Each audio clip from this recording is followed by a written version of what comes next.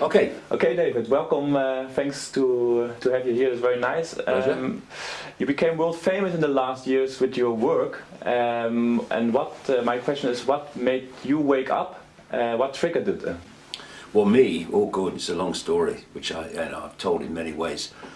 Basically, I was a national spokesman for the British Green Party. In the 1980s, I was also a television presenter with the BBC, news and sport, mostly sport in the end. And I started having strange experiences through 1989 when I was doing those jobs. But when I was in a room alone, it felt like I wasn't alone. Like I was in a hotel room or something and there was no one here, but it felt like there was something here, like a presence. And it was all new to me. I wasn't into this stuff at all. Although, from the time I was a kid, I'd rejected religion. I'd also rejected the idea that, we're a cosmic accident. That somehow we miraculously come into life and then disappear, into nothingness, As someone rightly said about this reality, to say it came into existence by accident is like saying a hurricane blew through a scrapyard and assembled a 747. I mean, it's insane. So I've rejected all that stuff. But I hadn't really looked at the alternative. You're getting on with your life as you do. But something was in the room, there was a presence around me, got stronger and stronger. And eventually, long story short, I ended up going to a psychic to see if she'd pick up what was around me. And I got told that I was going to go out on a world stage and reveal great secrets. I was going to write all these books. I was going to be world famous. I would face enormous opposition, but they would always be there to protect me. And that knowledge would be put into my mind and I would be led to knowledge. And bingo, it happened. And it's now, I'm coming up towards 22 years since it happened. And I started on this journey and it's all kind of happened. This is where the information has come from. I'll get insights, and then when I've got an insight, suddenly information relating to that subject or that insight comes at me from all angles, And it's been a process that's gone on and on. And you see, when you are dealing, up to a point, actually up to quite a point, you can research the conspiracy within 5 sense reality with names, dates, places, cross-referencing things, manipulated wars, manipulated terrorist events, manipulated banking systems and all that stuff. And that needs doing, and I've been doing it for 22 years and I continue to do it. We need to know all about that. But it's been very clear to me over the years that if you're an expert on 9/11, an expert on banking scams and all this stuff, you're still walking around the outer rim of the rabbit hole. You've not even entered it yet. And to get deep in the rabbit hole, a number of things are necessary. First of all, you have to be free from preconceived idea. Because if you have a preconceived religious belief or political belief or scientific belief, then you're going to go so far and you're going to go any further. Because once you get slightly into the rabbit hole, all those things start to fall apart. So thus, if you want to keep them, don't go any deeper. And lots of people do that. They won't go deeper because of the effect on their belief system. And there's another part of this, which is that people who can open their minds to these deeper, more, if you like, on the face of it, but not really, bizarre concepts, they might open their minds to think, hey, this makes sense, this looks like this is what's going on. But then they have the barrier of the fear of what other people think to get through. And thus they'll suppress what they put out because they're thinking, well, it's so far out, what will people think? People will laugh at me. I couldn't give a damn if people laugh at me. It's of no interest to me. And when I look at my life, and I think, a lot of people, indeed, even most people, if they look at their lives, they'll see that far from being a series of random events, they are a series of events that connect with each other and lead somewhere. Now, where they lead depends whether we're going to come from an aspect of the head, mind, which is going to stop you going into places where your intuition is driving you. And those that do go with their intuition overcome the limitations of mind. And when the mind's going, you can't do that, people will say this, people will say that, going anyway, then they'll have a very different life experience to someone whose head is in control, saying no, no, no, no, that stay within the norm, stay within convention. But either way, there are a series of synchronistic events or connected events which are leading you in a certain direction. So when I look at my life from this point of view, I went through enormous, fantastic, possibly unprecedented levels of ridicule in Britain in the early 1990s, because I was a television presenter and a national spokesman of the Green Party. I obviously was well known in Britain, and thus when I came out with some of this stuff, it was widely reported and Icke's a nutter. And one of two things happens when you're faced with that. You either go under, or you run away and hide, or you say, I am me, I am free. This is me, and if you don't like it, well, laugh or do the other thing, it doesn't matter to me. And I chose the latter. And see, when you go with your intuition, it was all intuition, I feel to do this, I must do this, crazy as it may have seemed to this. When you go into your intuition, you're accessing your feelings. What do? We say, I feel. We don't say, I feel. We say, I'm thinking. We go, I feel. And here we connect to much higher levels of awareness that can see the journey from source to sea, whereas this can see the next turn on the river. So I'm experiencing that mass, incessant, merciless ridicule in the early 1990s. And I'm going, what's going on, what's going on? Although this was going, it's going to be fine, but this is going, what's going on? And then further down the symbolic river, the journey, just round the corner, I'm going to be asked to talk about shape-shifting reptilian entities and the fact the moon's not what it seems to be. Now, I mean, if you're not cleared out here through that mass ridicule of the fear or concern with what other people think, no way round that corner you're going to start talking about that. Because people said to me, didn't you think that people would laugh when you said that? Do you know, I did, but I did it anyway. Yeah. As if I thought, oh no, no one's going to, of course they're going to bloody laugh. They're in these tiny boxes the size of a pea. So therefore when anyone talks beyond the pea, they're going to laugh and ridicule or dismiss or condemn. Of course they are, but vast and increasingly gathering numbers of people are not in the pea anymore. They're out of it. The pea has been burst. The bubble's been burst, and they're starting to look at self in the world in a much more expanded way, which is fantastic. I mean, it's just such a joy to watch it. So once I've come through that ridicule in a completely different state of being, no longer do I care what other people think. Then this synchronistic journey unfolded of coming across people, places, information, personal experiences, which were like some force giving me pieces in a jigsaw puzzle. Actually, almost in the right order to most quickly see where they went. And over the last 22 years, an extraordinary tapestry of information has come together that shows very clearly the world we thought we lived in is not the one we're actually living in. So you get all this information in a kind of mysterious way also, you get some guidance, you wrote books, gave many seminars and gave interviews, so the people on planet Earth get through your work a little bit better idea of how the power structures are functioning.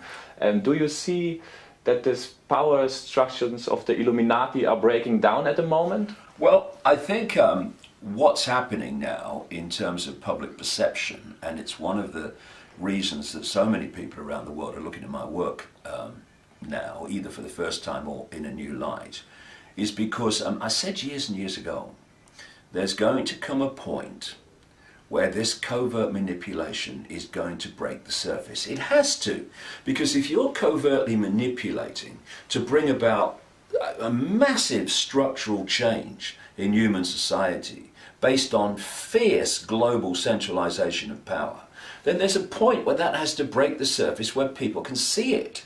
We've been in that period now for a little while, and because every day now, if people just want to look at sources of information where this is being pointed out, or even if they just open their minds and look at stuff even in the mainstream media, you can see this incessant destruction of basic human rights and freedoms and civil liberties. And at the same time, whether it's economic, political, business, media ownership, this extraordinarily fast expanding centralization of ownership and control of all these institutions that dictate so much about our lives. And so it's like for most of this last 20 years, I've been talking about this is coming, this is coming.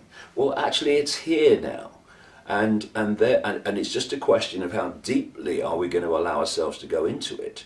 And so you've got this combination, which is very, very powerful now for increasing numbers of people, where you've got the information that is pointing out why the world as it is and where they want to take us as a human society, and the mind and emotional manipulation techniques designed to take us there. And at the same time that information is becoming more and more widely available, events in the world, in people's daily experience, are supporting that by what is unfolding. So that combination is really, really powerful, and enormous numbers of people now around the world, compared with not that long ago, are now looking at this and saying, actually, this is starting to make sense of the world. And we've seen nothing yet, because once the waters break in the collective human consciousness to realize what the game is, then this is going to expand very fast. In terms of the Illuminati, on one level they're pushing this forward faster and faster, but on another there is a sense of panic. There is absolutely a sense of panic. And it's almost, if you want to use sporting terms, it's like a race to the line, because they are trying to impose a structure of human control, human dictatorship, and human surveillance that will oppress and suppress any mass response from the people before the awakening of the human collective mind has reached a point where they can't do it anymore. So it's a race to the line. And so they're pushing it on and pushing it on. And because they're pushing it on so fast, because of this desperation to get all these structures of the Orwellian global state in place before the awakening blows it away, they're starting to become more blatant in what they're doing.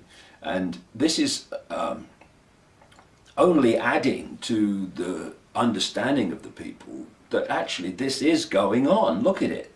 And what we're seeing in Europe now is just absolutely an open book to anybody who has understood even the basics of where this cabal wants to take the world and the methods of manipulation they use to take us there.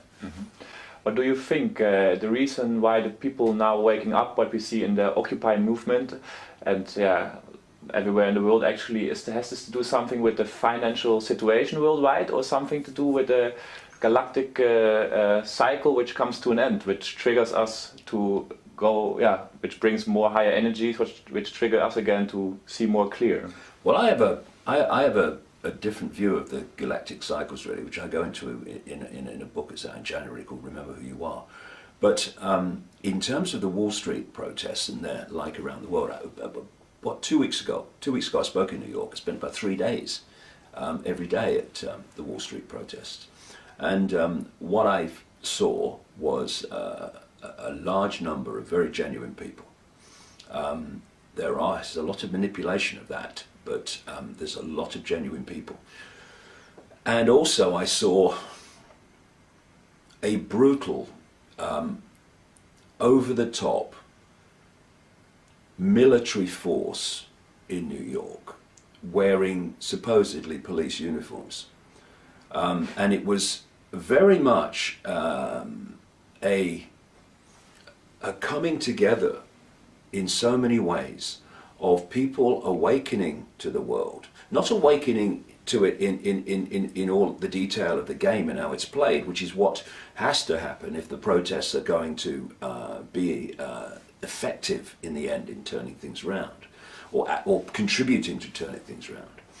But it was also to see the Orwellian police state in front of your face. See, what they have in America, they have something called the Posse Comitatus Act, which is of 1878, which is supposed to prevent the military involvement in domestic law enforcement. So what they're doing, and we're seeing it all around the world, is they're putting the military on the streets with military weaponry increasingly, with military uniforms and military helmets, and they're calling them the police. Yeah. So they're overcoming the Posse Comitatus Act. No, it's not. Look, the guy's got a machine gun, right? And he's got a military helmet on, he's got a military uniform, it just happens to be blue instead of khaki. No, he's a policeman, it says it. Yes, it says it on his uniform. That's where him and being a policeman ends, you know. So this is how they're doing it. And you, around the world, I mean in Britain, little Britain, we used to have a programme on British television called Dixon of Dock Green when I was a kid in black and white in the 1950s. And he was the policeman with his old helmet on, and he used to wander down on his beat, not a gun in sight, nothing. Oh, hello, Mrs. Jones, how are you doing today? Oh, all right. Well, I hope you get better, and all this stuff. Now, increasingly, British policemen, guns, batons, the frickin' lot, and they're looking more and more like American military police. That's what we should be calling them. All the time. So this is a global thing, and it's the unfolding, what I call the totalitarian tiptoe, in stages, moving it on, step, towards this global Orwellian police state, in which in the end there will be one police force, one global police force, one global military, one global government, one global financial system based on a global central bank, one global currency, which would be electronic, no cash, and a people that are microchipped at birth, so that from the moment people enter this reality at birth, they will be externally manipulated through the chip. This is where they want to take us. And the methods they are overwhelmingly using to take us there are the totalitarian tiptoe, doing it in steps, promoting every step as not connected to the previous step or the next step, when they fundamentally are. And then this other technique, the main one, that I dubbed a long time ago now, problem, reaction, solution, where you create the problem, you get the covertly, you blame someone else for the problem or something else for the problem. You then tell the people the version of the problem you want them to believe, i.e. the cover story lie, through an unquestioning mainstream media.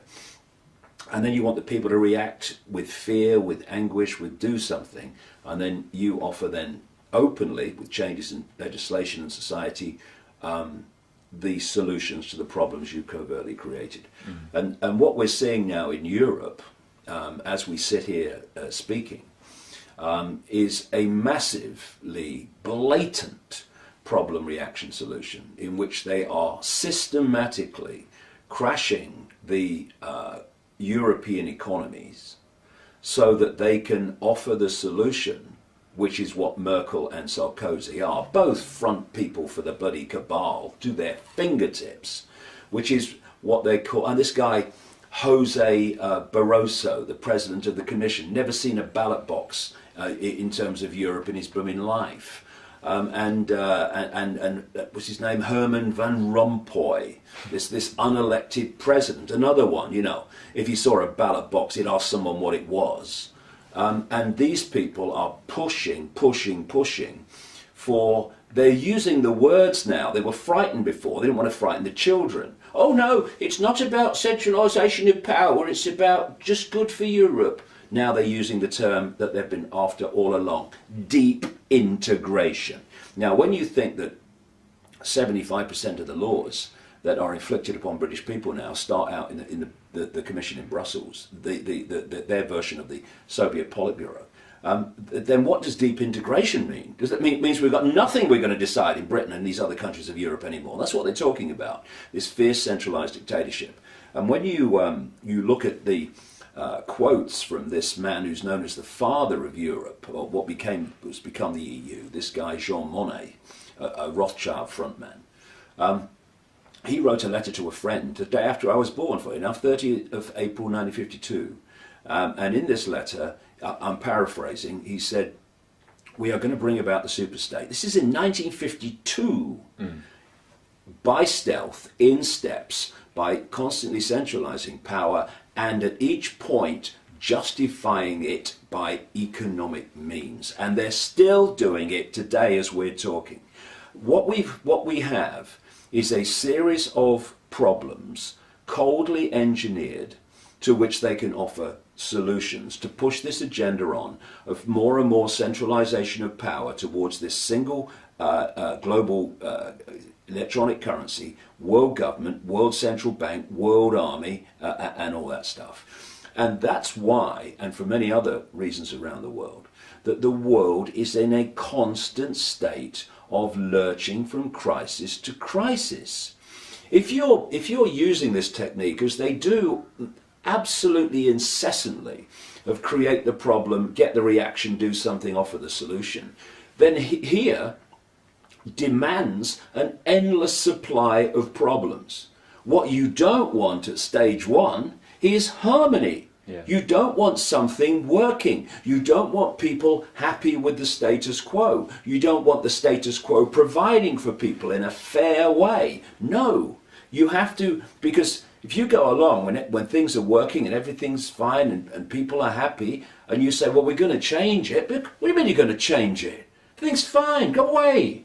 So you need a constant, endless source of problems. And so every time they offer a solution, it's not actually a solution. It's the next step to the next crisis. Now you look at this thing in Europe with the euro crisis. Every time through these last few weeks, months, and so, that they've come up with a solution, and everyone's going, this is what they do, you see. They're doing it this week as we're talking. You have this feverish, oh, there's a crisis, oh, and they're having a crisis meeting, and oh my goodness, if they don't decide to centralise power and give more power to the centre, oh, it'll be terrible, what's going to happen? So this week, while we're talking, there's a crisis meeting. What are we on? We're on the Thursday, it's tomorrow. All orchestrated by these front people, Sarkozy and Merkel. And so earlier on in the week, this credit ratings agency called Standard & Poor's comes out and says, well, if it's not sorted out, we're going to have to downgrade all European economies. The people controlling Merkel and Sarkozy are the people that control the credit rating agency, making that statement to support Sarkozy and Merkel in their pressure for this these changes in the treaty to get more and more centralisation of power and more destruction of national sovereignty. Then Timothy Geithner comes over to Europe, throwing his oar in. Timothy Geithner, the Treasury Secretary in the US, who was one of the major architects of the crash in 2008 as head of the Federal Reserve Bank of New York, the major bank in the Federal Reserve private banking system that controls the American economy. And he's coming over saying, oh, it's got to be sorted out, oh, it's going to be terrible. In other words, you look at Sarkozy and Merkel, controlled by the Rothschild cabal. You look at Standard & Poor's, the credit ratings agency, controlled by the Rothschild cabal. You look at Timothy Geithner, absolute bagman for the Rothschild cabal. And so it seems the Americans made a statement, oh, credit ratings agencies make a statement. But actually they're all controlled by the same force, and they're all creating the situation where there's this panic. Oh, you see it again and again over the last few months. Oh, there's a crisis meeting in Europe, and Sarkozy's standing there on his box making a bloody statement, and the lady from bloody Germany's next to him making this statement that supports him, and so, oh, and they go, crisis over. Oh, they won their way. They've solved the crisis. A few weeks later, new frickin' crisis, and the whole process goes through again and again. And this is how it works. Create the crisis, offer the solution. So you need constant crises. And if they don't naturally occur, which they don't if left to their own devices, then you make them occur. So this is a little bit the trick they're playing, how they keep the people busy. We know at Niburo we are also very focused on solutions like the law Nezara and the content of it, maybe you heard about it, or like free energy devices. Is it important for us to also put the focus on this stuff to get this knowledge known to the people, that there are solutions to the current problems we have? Yeah, well, I mean, I think it was Einstein who said words to the effect of you can't solve problems with the same level of consciousness that created them. And so many things that appear to be without a solution, whether they be environmental, social, whatever. When you open your mind and let consciousness in, and you go beyond that level of perception that we have in current politics and for a long time past, in current business, in current banking, and even in current public wider perception of self and reality, when you go beyond the limits of that and you open the door to consciousness, anyone can do it, then these things become solvable. Mm-hmm. Actually, it's quite straightforwardly solvable, rather than being these great challenges for which there seems to be no answer. And even within the realms of even certain levels of closed-mindedness, the technology exists to overcome so many things. And you mentioned free energy technology. For a start, you know, the base foundation of this universe is vibrational information, and another level of the universe is electrical. Another level is digital, another level is holographic, which is the one we think is physical. So all these fields of information and power are all occupying the same space as each other. So we are aware with the conscious mind here of what we think is a physical world. Actually, it's a holographic world, illusory physical. This can be explained very simply, as I do in my books and talks.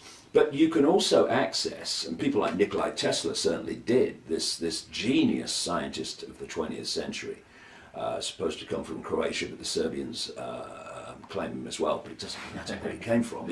What matters is what he did. Yeah. Amazing number of people who get really, really kind of, hey, he's not from Croatia, he's from Serbia. Does it really matter to what's going on now? I mean, do you think he cares now where he is? You know what I mean? But anyway, he was accessing these electrical vibrational fields, and he was turning them into usable warmth and power. And of course, because he was the man that discovered DC electricity and how to access it, he was the man that really discovered the electric light, not Edison's mob. And he was the man that discovered all this stuff about radio waves and stuff, not Marconi. But a lot of people don't know this, that Tesla took Marconi to the Supreme Court in America and had him, basically charged, if you like, with stealing his patents on radio waves and all that stuff to go with him. And he won. He won. Because Marconi went to Tesla and said, oh, I'd like to work with you. I think you're ever so clever and all this stuff. And he worked with him, and he pinched all the patents while he was working for him, right? So people say, yeah, radio, Marconi. No, Tesla. And Tesla, back in the early part, the first 50 years, I think he died in 1943, penniless in a New York hotel room. Tragic. Genius. He had understood the way that these things worked, and he could have given us free energy technology then, which accesses the natural vibrational electrical fields and turns it into useful warmth and power without any carbon dioxide. Now, I've been saying for a long time that this whole idea of human-caused global warming, actually they've changed it to climate change now since temperatures have been falling, is an absolute tosh. It is a political scam of colossal proportions, and it is scientific insanity, really, when you look at it. Even some of the great advocates of it are now breaking ranks and saying, well, actually, it's not true. But this is the point. If Tesla had the understanding of how to give us free energy technology, when I say free energy technology, by the way, I don't just mean the ability to create power more than the device takes to make the power be created. In other words, you get an add-on of energy from the technology being used, thus you can use that to power your homes and everything. I'm talking free in terms of money, because once the technology's been bought and put in place, it's just running with the natural fields of the earth, and there's no utility bills. Now, these people, these forces that are trying to, and people don't realize unless you do the research, fundamentally transform human society, justified by saving the planet from climate change caused by humans, they claim. The same people that are selling this lie are the same people that are suppressing the use of free energy technology as a matter of course in human society. If they were telling the truth, they're not, and they know it, and they really cared about the environment and what they call climate change caused by humans, if they believed it was true, then why are those same people and forces suppressing technology that would dramatically reduce the amount of carbon dioxide produced by human technology, because it wouldn't be necessary anymore in so many areas, if not all areas? It's because they're lying about climate change to justify a transformation of human society. And they absolutely don't want people to have access to free energy technology, because if you are going to control human society, you have to get them dependent upon you and what you produce. And you have to get them to have to pay the bills that you generate for them for these basics of life, so that you have control over the population. You remove utility bills, and suddenly people are starting to get choice, because once you have to earn a lot of money, or a lot of the percentage of your income, indeed all of it with so many people, just for the basics of life, well, they got you. You haven't got a lot of choice. You know, I'd like to do this, I'd like to, I haven't got the money, I've got to pay the utility bills, got to pay the mortgage, got to do this. So the more you squeeze the amount of money that people need for the basics, the more you release for them to have choice. And so that's the last thing they want is people not to have these massive energy bills to pay all the time, because you know, you're releasing choice to the population, or more choice. That's the last thing they want. Yeah. It's a simple you know, equation that scarcity equals dependency equals control, and abundance equals choice equals freedom. Now, what free energy would release in so many areas is abundance. Yeah, free society. Abundance. Whereas the suppression of it creates dependency. Dependency on what? The power companies owned by the same people that control the banks, that control the governments. Yeah, it's a very clear structure we can see here. Yeah, absolutely. Another solution for us at Nibura is the contact with benevolent ET races. You have been to Kreda Mutwa. I saw some videos where you also talked about this ET contact. What do you know about this, and do you know anything about ETs switching off nuclear weapons? No, I don't know about that in the sense of I didn't see them do it, but I've heard the stories.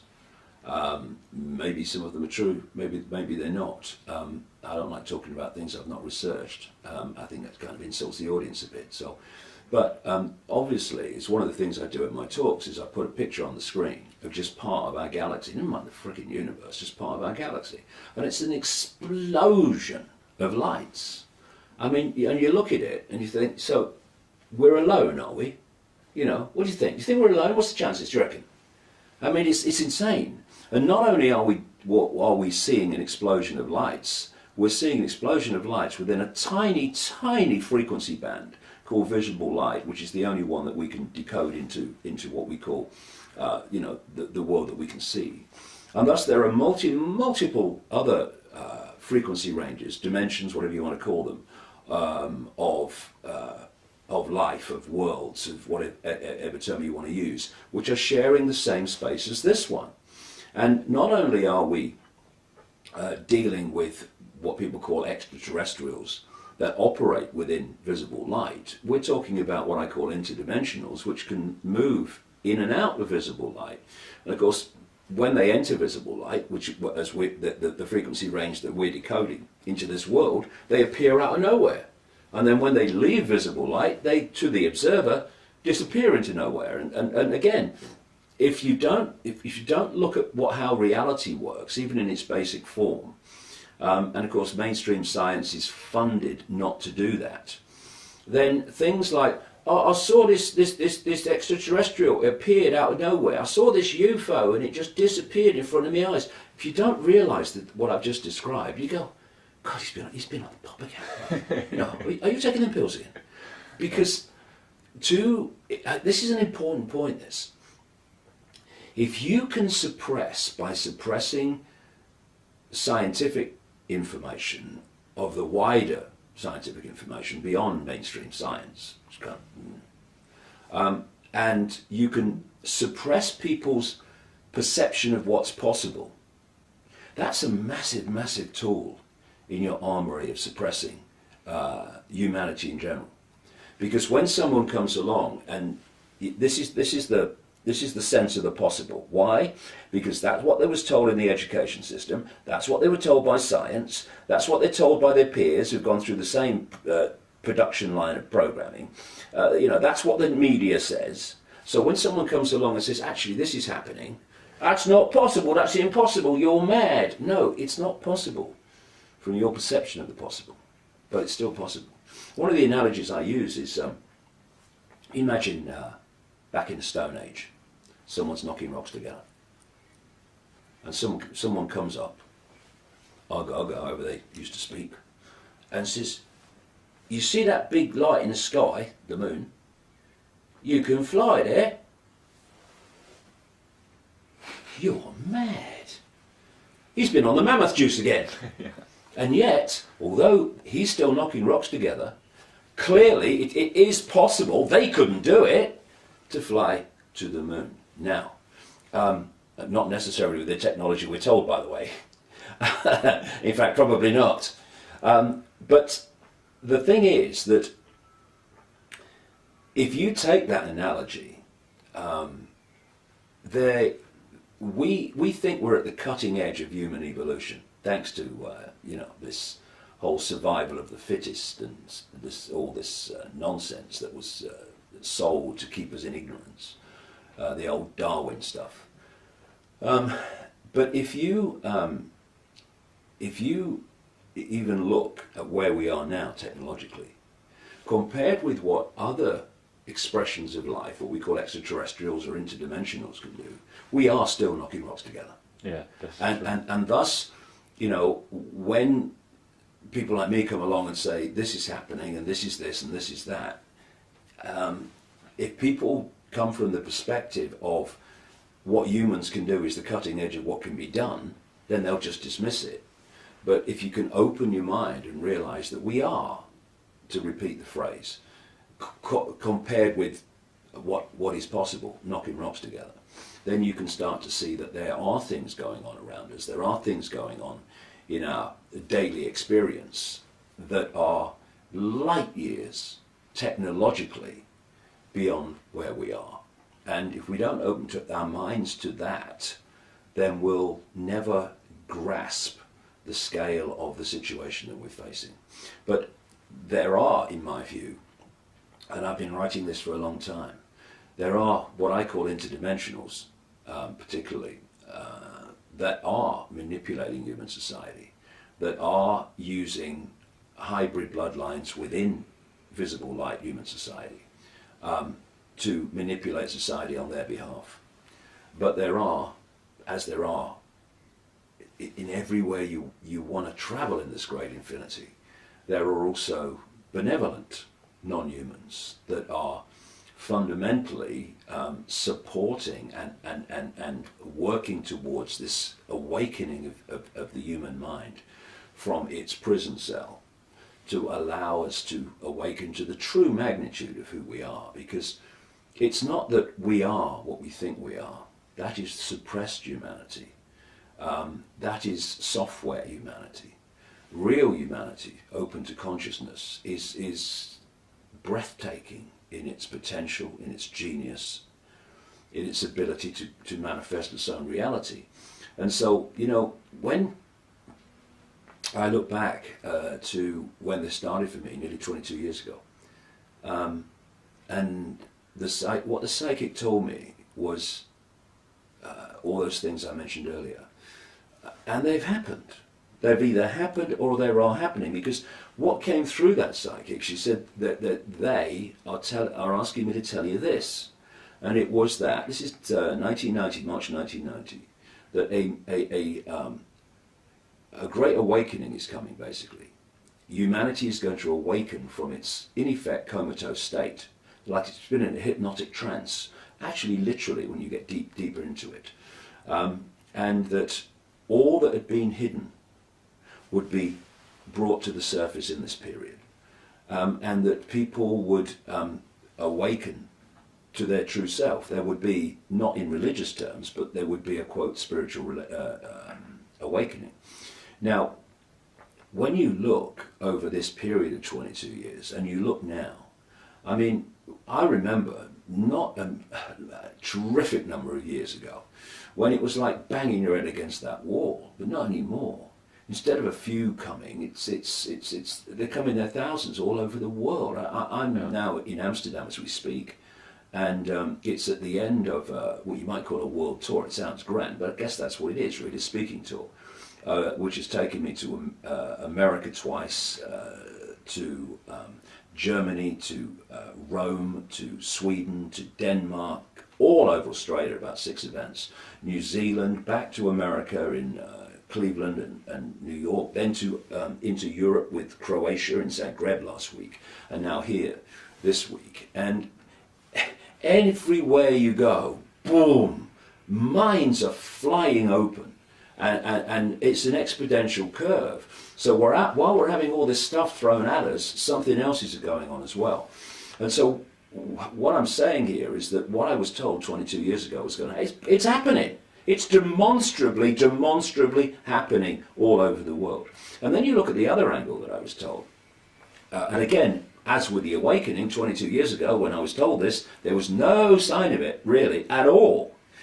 The other thing was that what had been hidden would come to the surface. This energetic change. It was a vibrational change. I gave it the name Truth Vibrations for this reason. First book I ever wrote on this stuff, 21 years ago, is called The Truth Vibrations, after this vibrational change I was told about. And that it was going to bring to the surface all that had been hidden. Now, if we'd have been having this conversation 20 years ago, what would we have known? If we're having this conversation 10 years ago, what would we have known? Look at what we know now. We didn't know 6 months ago, a year ago, 2 years ago, 5 years ago. It's happening. These things are happening. So, in terms of the question about ETs or non-human intelligence, then who were they that contacted me 22 years ago and said, you're going to go out and do this, and it was all planned before you came here, they said. It's all planned before you incarnated, was the line. So all you got to do is follow the clues. That's what I was told 22 years ago. That's all I've done. I described it earlier about, the synchronicity. Just follow the clues. And it has to be done that way, because there comes a point where you go so far out of this reality and the norms of this reality that you're going into areas where if it doesn't come that way, you ain't going to get it, because that information doesn't really exist within visible light. You've got to get it beyond visible light. And through this whole period, they have been clearly feeding me information and guiding me through the maze, so that I don't keep going down channels in the maze that have a big edge on the end, and turn around and come back.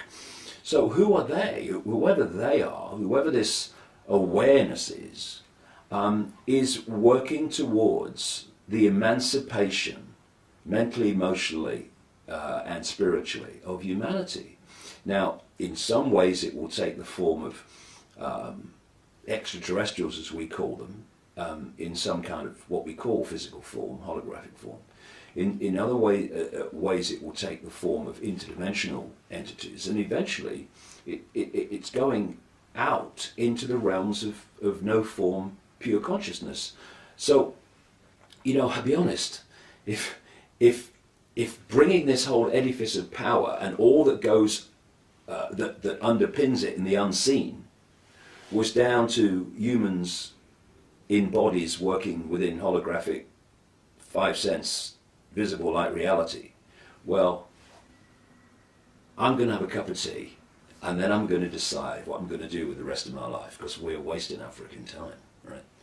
But it ain't like that. We are being asked to be a vehicle for this transformation and the communication of this information that brings about this transformation with invisible light. But we are not only the ones doing it. It goes way out through the dimensions. And this is why the control system is coming down. The question is, how traumatic is it going to be as it comes down? Because like a cornered rat, it is not going to go quietly. We're seeing that now. So it's not going to go quietly. There's lots of challenges, and for a while it's going to seem as if they hold all the aces, and then it's going to come down. What I was told 2 decades ago was just when it seems the control system has got all the aces, it's going to come down so fast it's going to be shocking. And that stayed with me all the way through this, and I'm absolutely convinced that's what we're going to see. Because it's about critical mass, it's about the tipping point. The control system, because of this process I'm talking about of vibrational waveform information being the base construct of the universe, and it is decoded through, not least through the physical forms, a fantastic example. Because the 5 senses, they receive vibrational information. The ear's a classic, but they all do it. They then, and this is mainstream science, they change that vibrational information into electrical information, which is then communicated to the brain. In fact, the whole genetic structure is part of the process, not least the heart when it's used properly. And that decoding process takes it from the electrical into the digital and the holographic. Therefore, that whatever is in this so-called physical world, holographic world, is merely an expression, a projection of the vibrational level. And so, as I've been talking and writing about for a long time now, there is it goes back to when this hijack took over, there is a distortion in the waveform information construct of this part of the reality. And this distortion plays itself through into the holographic as distorted human behavior, like sacrificing children, sexually abusing children, bringing about banking crashes just to serve your own interests with all the devastation to people's lives, manufactured wars, manufactured terrorist events, the fracturing of the human personality, the conflict that goes on between humans at every level. This is this distortion. Now, what this truth vibrations, as I call it, transformation is doing, it's healing that distortion. Now, the control system is an holographic expression of the distortion. It's a projection of the distortion. So when the projection's gone, because that's healed, it cannot exist in holographic reality. It has to go. So it's going. The question is, how traumatic is the process of it going?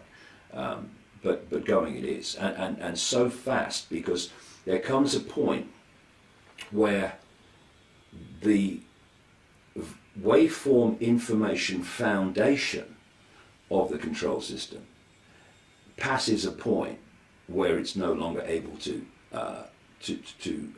project the holographic expression of itself. And thus, in our experience, it's like the control system's just crashed. What's going on? God, it's a miracle. Because this is no longer able to continue to project a holographic expression of itself, because the information construct, which becomes that, is no longer in the information state that projects that. And so it comes down. Everything that's going on in this so-called physical world is an expression of the vibrational information construct, the waveform. And this is another example of why, if you get the waveform right, you get the physical right, the holographic right. And this is why so many alternative methods of healing people are increasingly focusing on the waveform, vibrational level of the body. Because if you get that right and you balance that out, as it projects itself holographically to become this, it is an expression of information, vibrational waveform harmony, and that's what we call health. Yes. When there are distortions in the vibrational field, it comes through to the holographic as dis-ease, disharmony, some form of mental, emotional, or what we perceive to be physical dis-ease or illness. And you see what the control system does, because it understands these things. It gets people, it gets its institutions of medicine and science to focus on the physical as if it's real, as if it stands in and of itself. It doesn't. It's just a holographic projection of the waveform. And thus, if you look at mainstream medicine, I call it Stone Age medicine, I don't think it's a bad description, they are focusing on the frickin' hologram in its what they perceive to be its physical state. And thus, they are trying to treat the symptom without treating the cause. Yeah, that's true. We know that in the books of the University for Medicine until 1940, there were like pictures from the human aura. Yeah. And after the 1940, they put it out. A lot of people don't know this. One of the great architects of this Stone Age medicine that sees a scalpel or a drug as the answer to everything was J.D. Rockefeller. Okay, yeah. You know, and what Rockefeller did, of course, the oil tycoon, was funded by the Rothschilds. The things like the Rockefellers and J.P. Morgan and Carnegie and all these people, they were just funded by the real masters behind the scenes, the House of Rothschild. But J.D. Rockefeller, he hijacked what you might call the healing medical profession at the time. He made sure that things like homeopathic healing was taken out of the medical schools. He used it himself, actually. He died at the age of 90 with his personal homeopathic guy sitting at his bedside. True. Yeah. You see how old these people are? The Queen Mother, 102. Look at the Queen getting on for 90. Look at Prince Philip, 90 odd. Look at David Rockefeller, 90 odd. Kissinger getting there. All of them. Why? Because they don't get the same treatment we do. I mean, please, because they just want to keep it from us. And the thing about the Rockefellers is an important kind of area, one of the great scams that they use in terms of so many things, not just medicine, and they bring it into alternative healing now because they want to hijack that, and that's the license. This is what Rockefeller did. This is how he took over the medical profession. He got a situation where to be a doctor or to operate in this area or that area, you need a license. To get the license, you have to do whatever you're doing in line with what the licensee says you must do it, or you lose your license. Actually, you have to go to some kind of brainwash program. Yeah. This is why when doctors step out of their little box of what they can do to try and help a patient, they step out of it, they lose their license to practice. And so when you've got someone, I mean, I know all this from personal experience, observation, and people I know that work in this whole area, that even though doctors, some anyway, have seen that alternative methods can cure cancer, even advanced cancer, in a way that it just melts away virtually before your eyes, they cannot officially tell their patients to go and try it. They have to say you've got chemotherapy, surgery, or radiation, usually all bloody three these days. And they're not doctors. They're not healers who are looking for what's best for their patient. They're nothing more than people, they're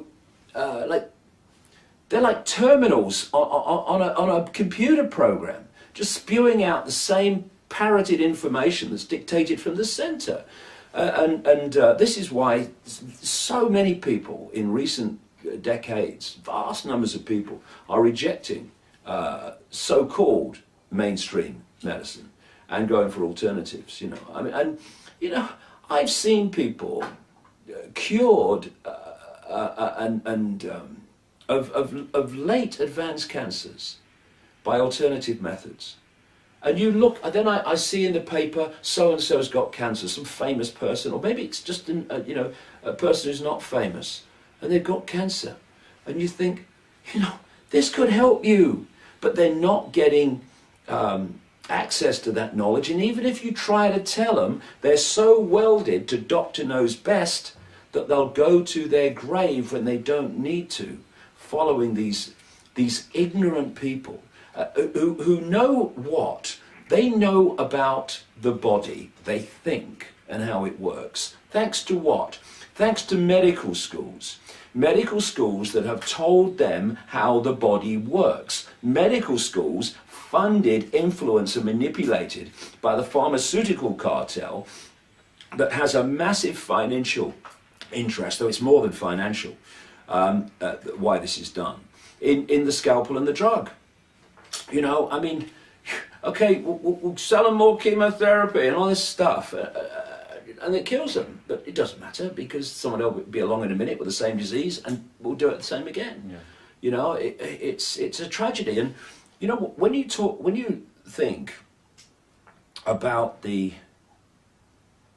mentality that it takes to coldly, calculatedly suppress ways of healing people so they die in suffering, when you are engineering wars that pepper bomb cities of civilians, when you are creating terrorist attacks, killing people like a 9/11, traumatizing, not just America, though that was closest to it, but lots of other people around the world by what they saw. On and on and on and on it goes. Dropping depleted uranium bombs so that the next generation have hideous birth defects, which we're seeing in Iraq and places. We'll see in Libya now as a result of that. What mentality does it take to do that and have no emotional consequence? Because they have none. They have no emotional consequence. There is no, oh my God, oh, what have we done? What have we... None of that, ever. Because there are different genetics, and that genetics has had deleted from it the ability to decode empathy. Thus, we look at those things and we find it incomprehensible that anyone could do it. But to them, it's not a problem, because there are no emotional consequences for whatever they do and whatever they see others suffering as a result of what they do. And thus there are no limits. There are no limits. Empathy is one of the great fail-safe mechanisms of human behavior. If you haven't got it, there are no limits. So I've said to people for so many years, if you judge what these people will do and are capable of by what you would do, you've lost the plot, because they don't see the world like us. And if we could, for just a few minutes, look through their eyes and experience their perceptions of people in the world, well, shock just does not tell the story of how we would feel when we see or experienced the way this network of bloodlines sees the world compared with where most humanity sees the world. They're not like us, and that's why they don't act like us overwhelmingly, because what they do as a matter of course, we couldn't live with emotionally. Then I have one last question for you, David. You teach many people how these people function, what their techniques are. So a lot of people worldwide know now already how it functions, and they're kind of waiting. What can we do now? What can we do next? What is your advice for the people who are awake already? What is the powerful thing we can do now to become stronger and change this planet finally? Well, if they're awake already, they already know, because this is the point.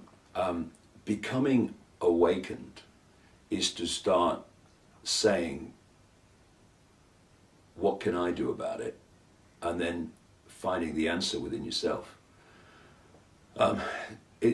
Intent is a very powerful changer of experience and manifester of reality. Some people call it the will. And if you put out the intent and you mean it, it's just, I'd like to do it, I think. Intent I want to make the contribution to the awakening and the bringing down of this control system, the best one that I can make. And you mean it. And from that moment, you're willing to go with life as it pushes you in different directions to achieve that intent. Then life will put you in the right place to make your contribution, because we all have a unique contribution. If everyone's contribution was standing on a stage or writing books, then lots of other things that need doing wouldn't be being done. We're a tapestry, and so we all got our contribution. So some do it in the public arena, some do it outside the public arena. Either way, it doesn't really matter as long as we're making our unique contribution. But you know, in the widest theme, when you have a network of people, that is a tiny, infinitesimal fraction of the target population. I think we've passed 7 billion now, so they say. Then I think I see a way out of this. You can only control a massive population compared with you if a number of things happen. First of all, you have to incessantly centralize decision making, because the more you centralize decision making, the more power the few are having over the lives of the many. So this is why we've got this incessant centralization of power in Europe and in what we call globalization and all this stuff. This is why they want a world government, world central bank, world army, etc. It's because they need to centralize power on a global level to have power from that point in the hands of the few over the whole population. Thus, anything that is promoted as a solution to world problems, as more and more centralization of power, that's the cabal at work. Because anyone with a brain, anyone wants human freedom, they see that it's not more and more power at the center you want. That's how we got into this mess. Oh look, the euro's in trouble because of centralization of power. What shall we do? We'll centralize it some more. Yeah, okay, yeah. People buy this crap. We need to pull power from the center. So there's so many points of decision making where people in their own communities actually have a say in what happens in their own communities. I mean, they bloody live there, for goodness sake. And the more you pull decision making away from communities, away from you making decisions away from the people who are subject to those decisions, you have no consequence for your decisions, because you don't have to live with them, these do. The more you diversify and you get decision making from the center, the more the people making decisions are affected by those decisions. You tend to get better decisions.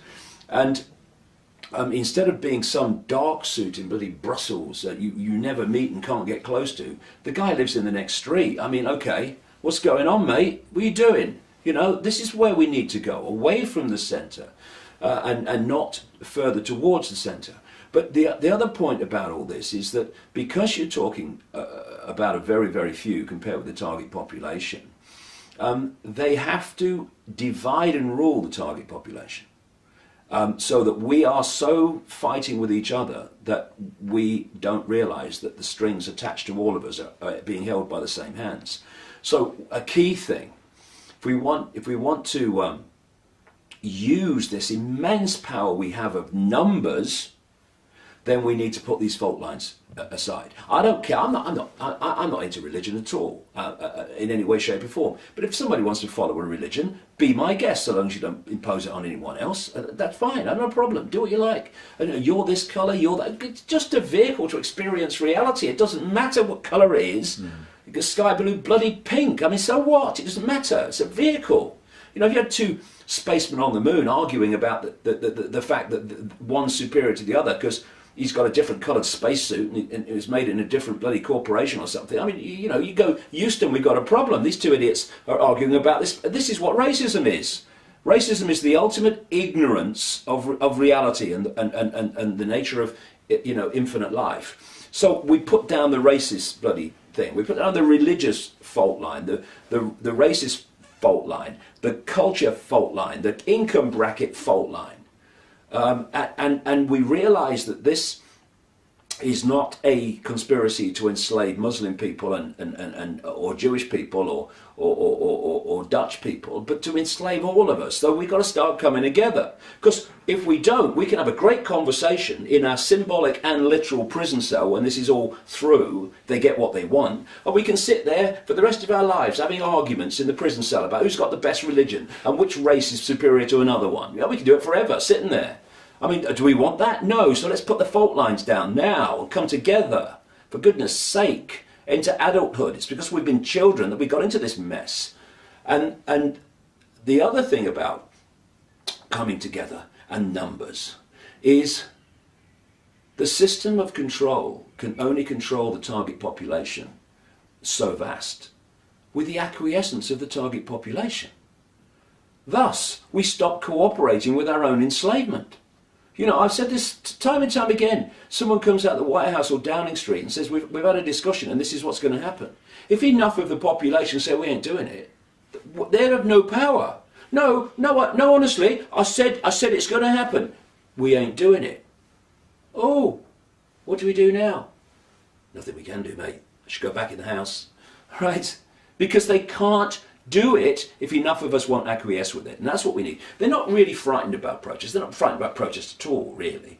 I mean, Occupy protests are different because they're starting to move into this area of non-compliance, non-cooperation, which is a good thing. It needs to go further, but it starts to move there beyond a protest where you turn up. Yeah, I understand. You know, you're expressing yourself. You know, often these protests are just a cry for help. You know, what can we do?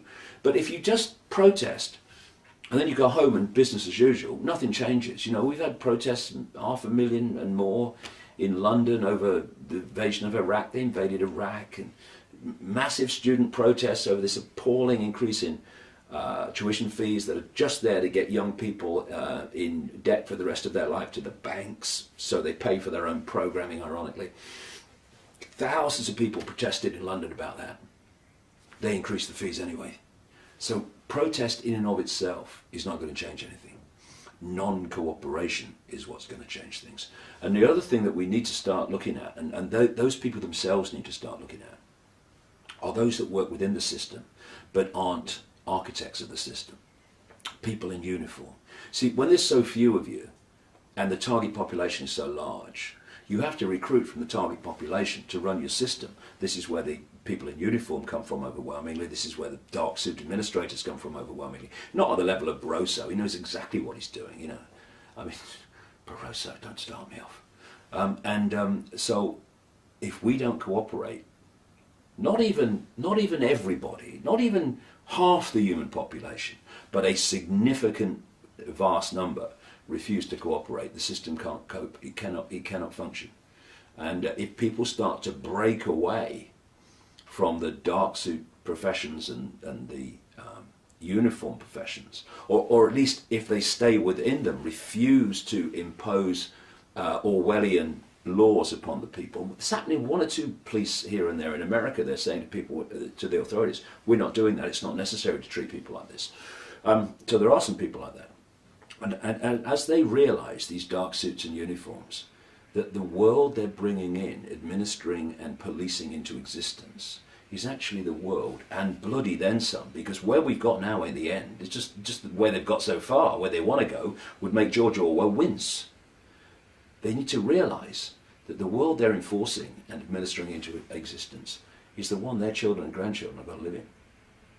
And I had a guy contact me through somebody else who said that in 2 years when he retired, he was going to tell me everything. He was apparently an insider. And because he just looked his granddaughter in the eyes and realised exactly what I'm telling you now. And he was going to tell me in 2 years because he was going to retire then. Well, no. Tell me now. Stand up now. Because in 2 years we're going to be so much further down the road. And it's going to be more difficult. And there is nothing more important in anyone's life, I don't care what it is, than addressing what I'm talking about. Because if everything comes from this, not just the freedom and the suppression and the Orwellian nightmare that our children and grandchildren will have to live in, but what people of a reasonable age will have to are living in. Question is, by the if you're in your 40s and your 50s, or even me coming up to 60, if we live a reasonable life, I ain't telling to go yet. Too much to do. We are going to live in this thing. We are going to be subject to this suppression beyond anything even we're experiencing now. So if people don't want to look their children and grandchildren in the eye, because I won't be there then, they want to be selfish like that. Well, be selfish and look yourself in the mirror and realise that you're going to be subjected to this if you live another 10 years. We need to come together, because if we don't, we'll be divided and ruled into this nightmare situation. Not that the control system won't come down eventually, but the less we do about it, the more traumatic is going to be the world we live in before it comes down, and more traumatic the whole process of it coming down is going to be. In our hands. We've got a choice. We've got a choice. You see, for me, life in this reality anyway, is about choice, consequence, experience. So we can make a choice to do nothing. Consequence, nightmare, global state. Experience, nightmare, global state. Or we can say, we're not having it. Choice. Consequence, we don't have it. Experience, a nicer world than we have now. It's all about choice and consequence. They talk about truth and consequence, choice and consequence. And self-responsibility. That's what life's about. Yeah. Okay, thank you, David. Yeah, nice to meet you. Yeah, pleasure to meet you.